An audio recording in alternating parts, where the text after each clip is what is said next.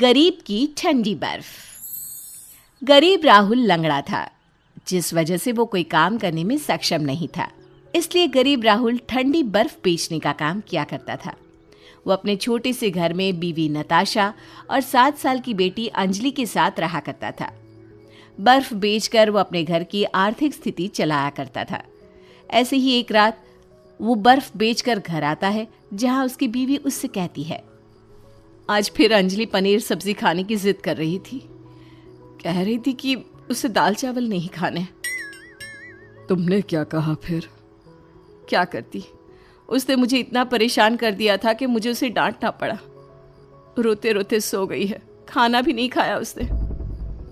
नताशा, अंजलि अभी बच्ची है, उसे इतनी समझ नहीं है। तुम क्यों उसे छोटी छोटी बात पर डांटती रहती हो? डांटू नहीं तो क्या करूं? प्यार की बात तो उसे समझ में भी नहीं आती।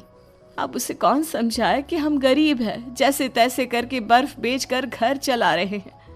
कई बार तो बर्फ बिकती भी नहीं है और सारी बर्फ गल जाती है। बर्फ की तरह हमारी उम्मीद और हमारी कमाई भी ठंडे बर्फ के पानी में चली जाती है। नताशा की ऐसी बातें सुनकर राहुल कुछ नहीं कहता, चुपचाप खाना खाकर सो जाता है। अब हमेशा की तरह अगली सुबह भी राहुल मार्केट से 3 बर्फ की सिल्लियाँ लेकर आता है और उसे मार्केट में बेचता है। अरे राहुल भैया, आखिर कब तक ठंडी बर्फ बेचोगे? अब तो लोगों के घर में फ्रिज आ रहे हैं। कुछ दिनों बाद लोग तुमसे तुम्हारी बर्फ खरीदेंगे भी नहीं। बहन, अब जो भी है, जैसा भी है, इसी से कमाई होती है। इसी से मैं अपने बीवी बच्चों का पेट भर पाता हूँ। और अगर ये काम भी नहीं करूँगा तो अपने बीवी बच्चों को कैसे पालूंगा? अरे भैया, ये ठंडी बर्फ बेचने से तो अच्छा है तुम किसी फैक्ट्री में काम कर लो। तुम कहो तो मैं अपने पति से बात करूं, तुम्हें लगा देंगे किसी फैक्ट्री में काम पर। बहन, तुमने मेरे बारे में इतना सोचा, मेरे लिए वही काफ़ी है। भैया, मैं तो बस तुम्हारी मदद करना चाहती थी। अब तुम्हें मेरी मदद की ज़रूरत नहीं है तो क्या कर सकते हैं। मैं समझता हूँ कि तुम मेरी मदद करना चाहती हो, पर ऐसा नहीं है जैसा तुम समझ रही हो। अरे हाँ भैया, तुमने तो बिल्कुल सही कहा। मैं तो भूल ही गई थी कि तुम लंगड़े हो। फैक्ट्री में भी तुम मशीन नहीं चला पाओगी और ना ही कोई काम कर पाओगी। खैर, मुझे बर्फ दे दो, घर पर कुछ मेहमान आए हैं। इस तरह से वो औरत राहुल को ताना देकर वहां से चली जाती है। अब इसी तरह से कुछ दिन बीतते हैं और गांव वाले उसे उसकी गरीबी का हर समय एहसास दिलाते। क्यों राहुल भैया, बर्फ बेचते हो और खुद ही गर्म पानी पीते हो? क्या फर्क पड़ता है भैया, गर्म पानी पिए या ठंडा पानी? मटके का पानी वैसे ही ठंडा रहता है। अरे तुम ठंडी बर्फ बेचते हो, उसमें तो तुम्हारी अच्छी कमाई होती होगी, तो फ्रिज क्यों नहीं खरीद लेते? फ्रिज खरीदने पर तुम्हारे 2 फायदे हो जाएंगे। एक तो घर में फ्रिज आ जाएगी, दूसरा तुम्हें बाहर से ठंडी बर्फ खरीद कर मार्केट में नहीं बेचना पड़ेगा। भैया, भगवान ने चाहा तो वो दिन भी बहुत जल्दी आ जाएगा। अरे राहुल भाई, तुम्हारे दिन कभी नहीं बदलने वाले। अपने पैरों को देखा है, सही से चल भी नहीं पाते, काम क्या करोगे? तुम्हारे लिए यही काम बढ़िया है। करो करो, यही काम करो। इतना बोलकर वो आदमी राहुल पर हंसने लगता है। ये सब देखकर राहुल को बहुत बुरा लगता है। वो उस आदमी की किसी भी बात का कोई जवाब नहीं दे पाता। अब वो निराश होकर रात में अपने घर आता है। नताशा, ये थोड़ी सी बर्फ बच गई है, तुम इसका बर्फ का गोला बना दो। अंजलि को बर्फ का गोला बहुत पसंद है ना? राहुल जी, मैं क्या कह रही थी कि क्यों ना आप ठंडी बर्फ बेचने के अलावा कोई दूसरा काम कर लो, ताकि हमारे घर की आर्थिक स्थिति बेहतर हो जाए। और वैसे भी बहुत जल्द ठंड आने वाली है। ठंड आने के बाद बर्फ नहीं बिकेगी। नताशा, तुम जानती हो ना कि मैं खुद भी चाहता हूँ कि मेरे घर की आर्थिक स्थिति सुधरे, लेकिन मेरी हालत ऐसी है कि मैं कोई दूसरा काम कर ही नहीं सकता। नहीं जी, मेरे कहने का मतलब वो नहीं था। मैं तो बस ये कह रही थी कि जैसे आप बर्फ बेचने का काम करते हैं, ठीक उसी तरह का कोई दूसरा काम भी कर लेते जिसमें मैं भी आपकी मदद कर सकूं।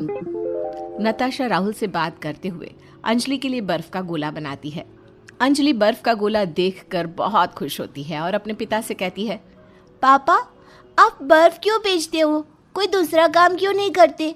आपको पता है सभी बच्चे मेरा मजाक उड़ाते हैं। अरे क्यों बेटा, क्या कहते हैं तुम्हारे सारे दोस्त? सारे दोस्त मेरा मजाक बनाते हैं और कहते हैं कि इसके पापा तो गरीब है, वो बर्फ बेचने के अलावा कोई दूसरा काम नहीं कर सकते क्योंकि आप मेहनत करने से डरते हो। बेटा, तुम्हें भी लगता है कि तुम्हारे पापा मेहनत करने से डरते हैं? नहीं पापा। तो बस लोग क्या कहते हैं भूल जाओ उसे।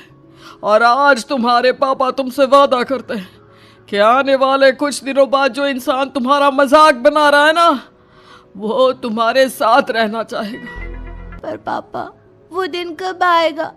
मुझे बिल्कुल भी अच्छा नहीं लगता जब लोग आपका और हमारा मजाक बनाते हैं। मुझे तो कभी कभी लगता है कि ऐसा दिन कभी आ ही नहीं सकता। अंजलि की ये बात सुनकर नताशा और राहुल को बहुत बुरा लगता है। राहुल अपने पैर को देखते हुए अपनी बीवी से कहता है, काश कि मेरे पैर ठीक होते तो मैं भी मेहनत मजदूरी करके अपने बेटी की अच्छी परवरिश कर पाता। शायद मेरे कुछ और काम करने पर मेरे बेटी के दोस्त उसका मजाक नहीं उड़ाते। राहुल जी, इससे पहले भी तो आप मेहनत मजदूरी करते थे ना।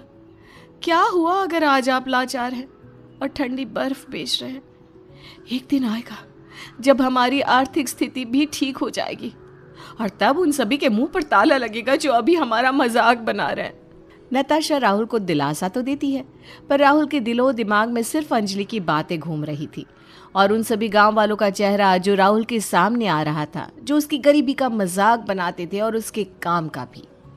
इस तरह से तो सब मेरी बेटी और बीवी का मजाक बनाएंगे। मुझे और मेहनत करनी होगी। इतना सोचकर राहुल अगले दिन बर्फ बेचने के लिए मार्केट में जाता है और मार्केट में हर किसी को देखता है। ये मार्केट कितनी बड़ी है, यहाँ कितने बड़े बड़े लोग आते हैं। क्यों ना मैं भी अपनी कोई छोटी सी दुकान खोल लूँ और उसी दुकान में अपनी ठंडी बर्फ बेच दिया करूँगा। साथ ही कुछ ऐसी चीज़ें भी जो इस मार्केट में कोई नहीं बेचता।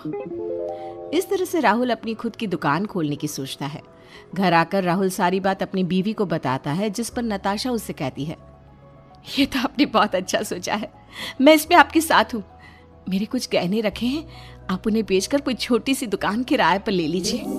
राहुल अपनी बीवी के गहनों को गिरवी रखकर एक छोटी सी दुकान किराए पर ले लेता है, जिसमें वो दूध, दही, मक्खन के साथ साथ अपनी ठंडी बर्फ भी बेचता है।